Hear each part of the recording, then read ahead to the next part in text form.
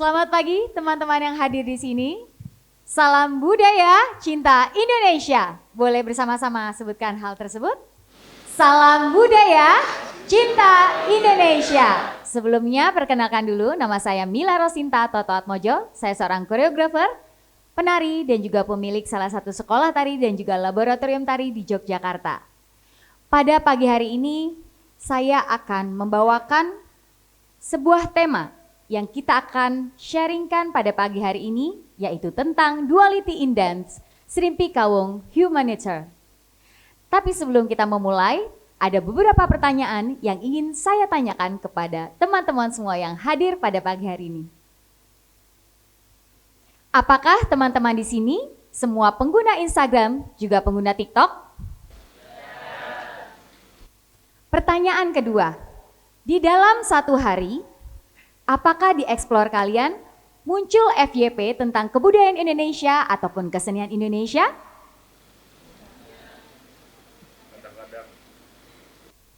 Yang ketiga, dari FYP tersebut, apakah kalian mengapresiasi bentuk-bentuk video ataupun konten berupa budaya Indonesia atau kesenian Indonesia? Tidak? Atau lebih mengapresiasi kebudayaan dari luar negeri?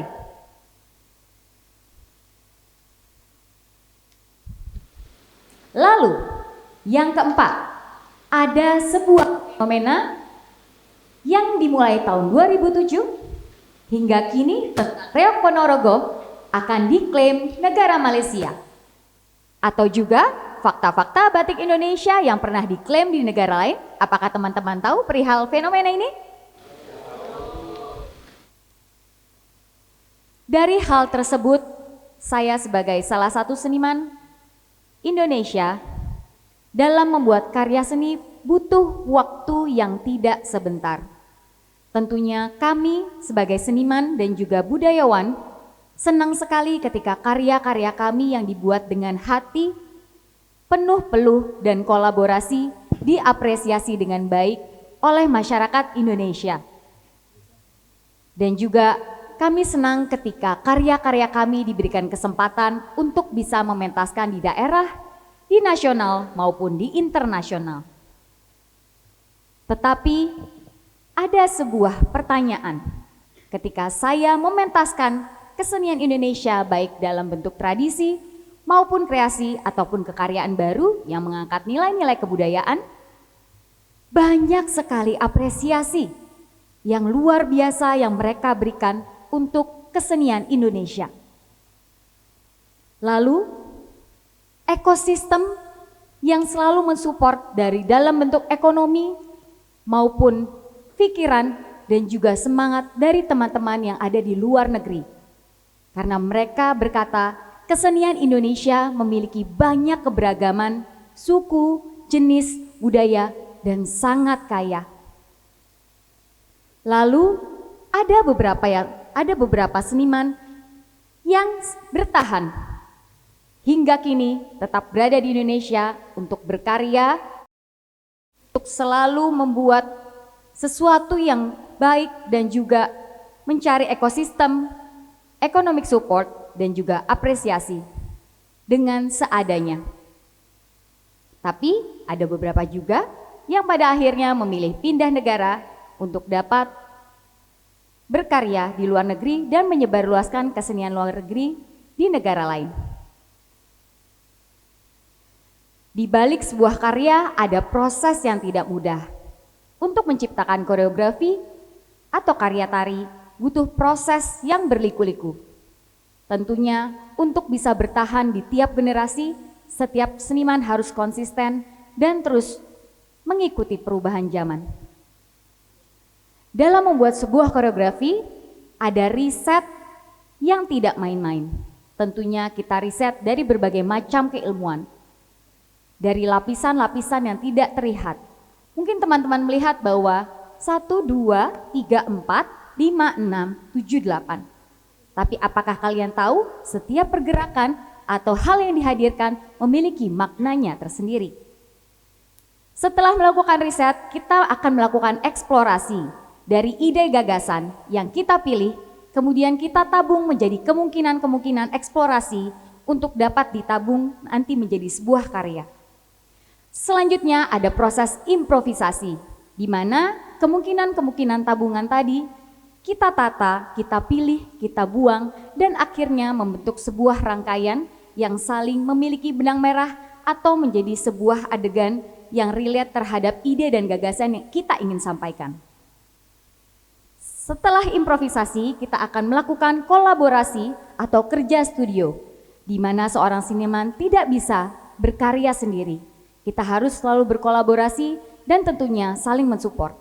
Dalam proses ini, seorang koreografer akan bekerja sama dengan komposer, manajemen, produser, dramaturg, lighting man, makeup artist, hairdo, dress girl, dan lain-lain. Banyak sekali aspek yang tidak terlihat dalam sebuah seni pertunjukan. Apakah kalian tahu hal tersebut? Setelah melakukan collaboration work, kita akan melakukan sebuah pementasan yang tentunya teman-teman akan lihat bahwa secara estetik, lampu gemerlap, atau bahkan karya sederhana punya proses-proses lapisan yang tidak pernah diketahui oleh masyarakat kita.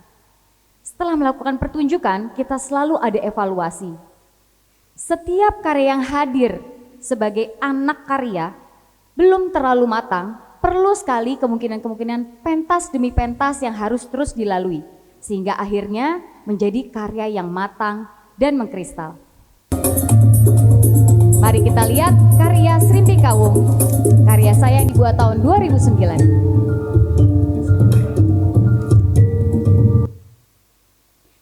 Inilah tadi sedikit cuplikan tentang karya Srimpi Kawung yang dibuat dari tahun 2009. Sudah berapa belas tahun berarti karya ini hadir di masyarakat? 14 tahun. Tentunya butuh proses untuk membuat karya ini. 14 tahun bukanlah sebuah waktu yang singkat. Bahwa pertama kali pentas ada bentuk sebagai embrio, lalu muncullah makin besar dan akhirnya mengkristal. Tari tradisi adalah tarian yang dilakukan turun-temurun dari para leluhur untuk disampaikan ke generasi berikutnya dan memiliki pakem yang tidak boleh diubah karena memiliki filosofi yang sudah mendalam. Sehingga tari tradisi adalah tarian yang sudah mengkristal. Lalu tari kreasi adalah upaya-upaya para seniman untuk bisa menghadirkan hal-hal dari budaya Indonesia yang dikemas dengan cara kekinian atau dengan style personal dari senimannya. Itulah tadi pembeda dari tari tradisi dan tari kreasi. Dan ini adalah salah satu motif batik kawung sebagai landasan ide karya yang tadi saya buat dalam Srimpi Kawung. Jadi dari motif batik kawung yang luar biasa ini, saya terinspirasi untuk membuat sebuah karya seni yang akhirnya menjadi tari Srimpi Kawung. Dari motif batik ini, saya bertanya, apakah makna dan filosofi dari batik ini? Lalu di dalam kesederhanaan ini ada makna apa yang ingin disampaikan? Motif batik kawung adalah motif dengan berbentuk bulatan seperti buah aren yang dibelah 4. Di dalam motif batik kawung memiliki nilai-nilai luhur yang dapat menjadi pedoman kehidupan manusia. Dan di dalam sebuah motif batik kawung mengajarkan kita tentang keseimbangan hidup, bahwa tidak boleh ada yang lebih antara kanan dan kiri, atas dan bawah untuk mencapai tengah atau pancer. Pancer adalah kesempurnaan, kesucian, juga kemurnian.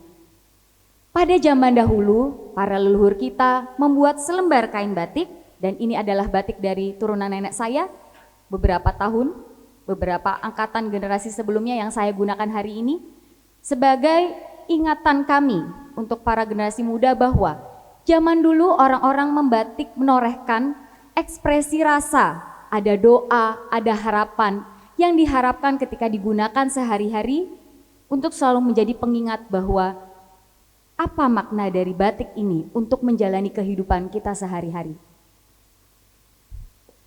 Lalu setelah saya mencari motif batik kawung, filosofi dan lain-lain, dari makna motif batik kawung ini mengajarkan kita tentang menuju pancer dengan melewati keseimbangan semua unsur yang ada di dalam diri maupun di alam semesta. Suatu hari saya berjalan-jalan ke Keraton Yogyakarta dan saya melihat sebuah pertunjukan tari Srimpi Renggowati yang teman-teman bisa lihat di sini. Srimpi biasanya dilakukan ditarikan oleh 4 orang penari, namun ada satu Srimpi yang menggunakan 5 orang penari yang disebut tarian dengan judul Tari Srimpi Renggowati. Ketika saya lihat, ada beberapa kesamaan atau similar terhadap makna dari Srimpi, dari motif batik kawung. Motif batik kawung di dalam kesederhanaannya memiliki makna filosofi kiblat papat limo pancer, di mana di dalam kiblat papat limo pancer ini ada atas, bawah, kanan, dan kiri melambangkan beberapa makna yang mendalam. Ada 4 unsur alam, yaitu ada tanah, air, api, dan udara. Bahwa seluruh 4 unsur tersebut adalah elemen pembentuk manusia atau hal-hal yang ada di sekitar kita sebagai makrokosmos dan kita adalah mikrokosmos. Lalu juga ada perlambangan sebagai sebuah watak. Ada watak sebagai tanah, sebagai hitam, putih, merah, dan juga kuning. Di mana ketika sesuatu watak tersebut terlalu berlebihan, maka akan merusak sesuatu yang ada di dalam maupun yang di luar. Tapi ketika kita menyeimbangkan antara kekurangan dan kelebihan, kita akan berada di tengah dan akan menuju pancer atau kesempurnaan. Ini sendiri. Jadi kiblat papat limo pancer memiliki kesamaan similar dari apa yang terjadi di Srimpi Renggowati, sehingga akhirnya saya memilih penggunaan kata Srimpi sebagai judul di Srimpi Kawung. Dan tentunya di kekaryaan ini mengingatkan kita untuk bisa menyeimbangkan kehidupan bahwa segala unsur alam, unsur nafsu, unsur apapun yang ada di dalam keduniaan ini selalu ada atas dan bawah, baik dan buruk, bahagia dan juga sedih, perdamaian dan juga perang yang sedang terjadi saat ini adalah sebuah keseimbangan yang memang harus terjadi untuk mencapai sebuah kesempurnaan. Atau kembali lagi ke pancerahan, cahaya. Di dalam sebuah karya Srimpi Kawung ini, mungkin teman-teman melihat apakah karya ini seperti karya yang simpel? Tidak, ya. Oke. Di dalam kekaryaan ini ada beberapa kerumitan yang mungkin tidak teman-teman lihat. Yaitu adalah satu pancer di tengah akan jatuh ketika 4 penari kanan, kiri, atas, bawah tidak memiliki energi yang sama atau power yang sama. Ketika 4 penari ini tarik-menariknya seimbang, maka tengah akan mendapatkan ketenangan. Tetapi jika di satu sudut saja ada yang lebih muncul atau ego, maka tengah akan jatuh dan yang ketiganya juga jatuh bersamaan. Apakah teman-teman bisa melihat pola ini? Ada di kawung tentang keseimbangan dan juga di koreografi ini. Kesulitannya selain itu adalah bagaimana kita harus menyatu dengan kain. Sehingga ada pola-pola yang biasanya kita lakukan, yaitu memegang motif batik kawung, membawanya tidur, dan juga menjadikan kain ini sebagai tubuh kepenarian. Ada beberapa pola ritual yang biasanya dilakukan oleh penari-penari yang memiliki perbedaannya masing-masing. Tapi biasanya saya melakukannya dengan bagaimana seorang penari selain mengenal tubuhnya juga mengenal kain yang akan kita bawakan sebagai tubuh untuk menari dengan hati. Dari sini ketika seorang penari tidak bersamaan maka akan jatuh dan tidak akan seimbang, sehingga nanti tadi teman-teman melihat di video sebelumnya ada adegan seperti ini. Apakah teman-teman melihat? Ya, ketika ada satu sisi menuju sisi lainnya dan tidak seimbang, maka akan tidak adanya kesempurnaan atau juga tidak adanya keseimbangan yang akhirnya merusak sesuatu, termasuk diri kita sendiri atau jiwa kita sendiri. Sebagai seniman muda dan generasi saat ini, saya berupaya untuk bisa selalu menyebarluaskan kesenian lewat karya-karya ini. Bagaimana kita sebagai generasi muda mengangkat ide-ide dalam kekaryaan lewat culture budaya Indonesia yang luar biasa. Ada 3.300 tarian di Indonesia. Teman-teman tahu? Ada banyak musik tradisi yang luar biasa, yang bahkan digunakan di musik-musik populer yang kalian dengar saat ini. Ada beberapa bahasa, ada beberapa keyakinan, ada beberapa berbagai macam kesenian yang luar biasa yang menjadi salah satu kekuatan Indonesia, yaitu keberagaman dan juga kesenian. Namun, sebagai seniman saat ini, kami juga harus berkomunikasi dengan lewat kesenian, dengan cara baru, dengan berkarya yang mengangkat ide-ide dari kebudayaan Indonesia yang dikemas dengan saat ini dan diharapkan untuk bisa sampai ke generasi saat ini. Sehingga perlunya para senior ataupun juga tetua kita belajar hal baru tentang berkomunikasi antar generasi, sehingga ilmu-ilmu tradisi ini tidak hilang begitu saja ditelan zaman dengan adanya kebudayaan-kebudayaan luar yang membuat kita berbelok ke kiri tanpa tahu di mana akar kita hidup. Saya ingin menanyakan, apakah teman-teman tahu satu kesenian, satu kuliner, satu musik, satu tarian dari kalian tinggal di mana hidup? Apakah tahu? Ya, ada yang ini, ada yang ini. Dan salah satu upaya selain membuat karya seni yang mengangkat tentang seni kebudayaan Indonesia saat ini dengan cara baru, hadir media sosial sebagai jembatan antara manusia dengan dunia luar atau antar negara dengan negara lain. Dengan itu kita harus bisa memanfaatkan media sosial sebaik-baiknya, sebijak-bijaknya. Kembali lagi tentang makna dari kawung tersebut, bahwa dengan menyeimbangkan berbagai elemen kita akan mendapatkan kebijaksanaan atau ketenangan pikiran dan juga jiwa. Sebagai upaya yang kedua adalah saya membuat salah satu program tentang Ayo Belajar Menari dengan durasi 1 menit dan 3 menit yang tren di saat ini, di mana di generasi saat ini tidak bisa melihat video dalam waktu yang panjang, sehingga kita sebagai seniman untuk bisa memberikan jembatan juga menyebarluaskan kesenian menggunakan metode-metode baru yang juga akan bisa dilihat dan diapresiasi oleh teman-teman dengan membuat video konten Ayo Belajar Menari, di mana di sini kita akan membuat tutorial dari tari-tari tradisi, ada Sunda, Bali, Jogja, dan lain-lain dalam waktu 1 menit, kumpulan motif-motif, dan 3 menit sebagai tutorial untuk teman-teman bisa lakukan dimanapun dan kapanpun. Yang kedua, kami membuat Traditional Dance Challenge, di mana kita menyiapkan musik terlebih dahulu, kita membuatkan koreografi terlebih dahulu, kita membuat durasi yang sesuai dengan masa kini, dan membuatkan tutorialnya sehingga siapapun dapat menari dimanapun dan kapanpun.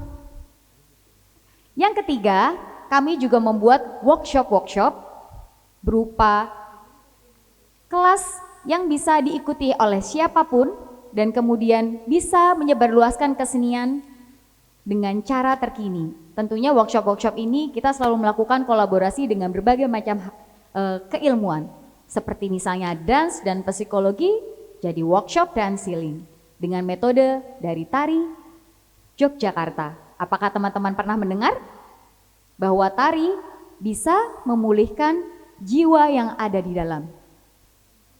Selain workshop, kami juga membuat Innovation Lab atau laboratorium tari untuk mewadahi siapapun dari berbagai macam keilmuan manapun untuk bisa berkolaborasi yang sudah kita lakukan 2 kali ini, untuk bisa mewadahi siapapun berkarya dengan cara apapun lewat media tari. Dan tentunya ini saatnya kita kolaborasi dan saling mensupport bahwa tidak ada karya yang jelek, tapi bagaimana generasi muda berani berkarya dengan ide dan pikirannya sendiri. So, dari hal-hal tersebut yang sudah disampaikan tadi, dari budaya Indonesia, dari apa yang kalian lihat di media sosial, dari apa yang terjadi saat ini tentang perkembangan zaman yang kita selalu melihat hal-hal dari luar, percayalah kalian harus kembali ke rumah, di mana kalian hidup, di mana kalian makan, di mana akar kalian berdiri. Harus selalu diingat bahwa kita harus kembali ke Nusantara. Teman-teman tahu istilah Nusantara? Ya, cintai rumah kalian sendiri di mana kalian tinggal. Bahwa kalau bukan kita, siapa lagi yang menghargai kesenian-kesenian Indonesia? Dan tentunya join me in this collaboration to make a mark of Indonesian art and culture worldwide. Jadi, teman-teman, apakah teman-teman mau kesenian Indonesia diambil negara lain? Selanjutnya, apakah kalian mau 50 tahun lagi mempelajari kebudayaan Indonesia di negara luar negeri? Dan, are you ready to make a change? Terima kasih dan salam budaya, cinta Indonesia.